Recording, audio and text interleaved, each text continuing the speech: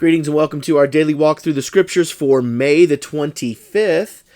Your readings today find you in 2 Samuel chapter 9, 10, and 11, John chapter 15, Psalm 119 verses 49 through 64, and Proverbs chapter 16 verses 1 through 3. Now, I've said this once, twice, I'll say it many times, but if I was going to create a religion, if I was going to, create something that I wanted people to follow, I would create a document that shows everything as fluffy and cloudy and as beautiful and as ideal. I wouldn't include the nasty things. I wouldn't include the ugly things. I don't, it's one of those things where I would make sure that everything was roses. Everything smelled roses, even the poop. The Bible doesn't do that. This is one of the reasons that I argue that there's no doubt that the Bible is real and that God is real, is because he includes the good and the bad. Not only the bad, but the ugly and the horrible. I mean, we just walked through Judges and we saw these terrible people that did God's bidding and accomplished God's goals. And we see it now in David. Now, we've said this before, but David's known as a man after God's own heart. And yet, we see so many times when David makes horrible choices. And our readings today see David do the good stuff, and we see David do the bad stuff. We see things that are going to create incredible downstream struggles for David as he is in the twilight years of his rule. And if the Bible wasn't real, if it wasn't real, then why would you include these stories? You wouldn't. You would want David to be this great man who made zero mistakes. You would want the same thing for Abraham, even for the judges. You'd want all these people. And yet the Bible is history. It is historical proof. These were real people. David wasn't a myth. Solomon wasn't a myth. Abraham wasn't a myth. Noah wasn't a myth. These were real people that had real lives, did real things, and made real mistakes. 2 Samuel shows this with David. First of all, we see David do incredible kindness with Mephibosheth. It's a hard name to say. You try to say it. Don't make fun of me. Mephibosheth. David and Saul were contentious, right? Saul was trying to kill David.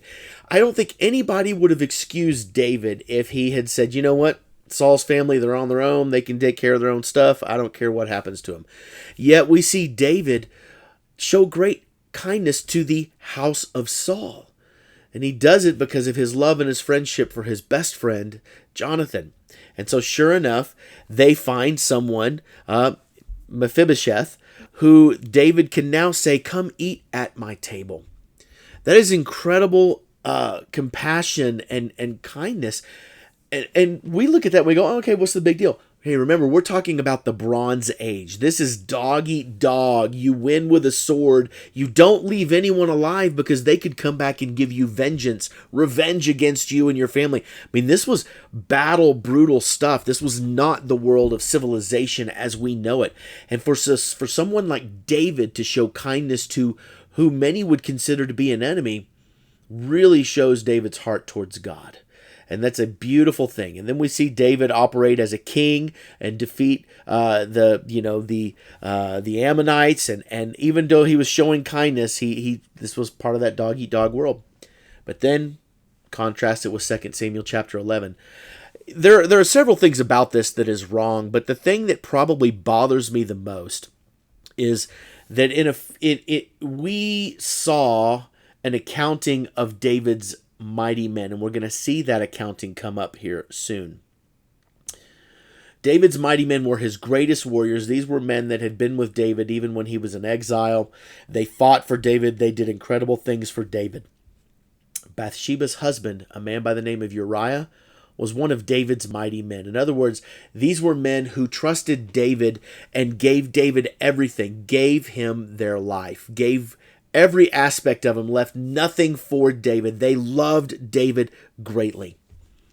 David became so obsessed with Bathsheba that he was willing to have Uriah, one of the people that loved David so deeply, killed so that he could be with Bathsheba. So he could hide what he had done with Bathsheba. That doesn't speak to a godly man, yet it speaks to a real man. It speaks to all of us. We are people that make mistakes. And David is going to face the consequences of this act, and we're going to find that out here in the next reading.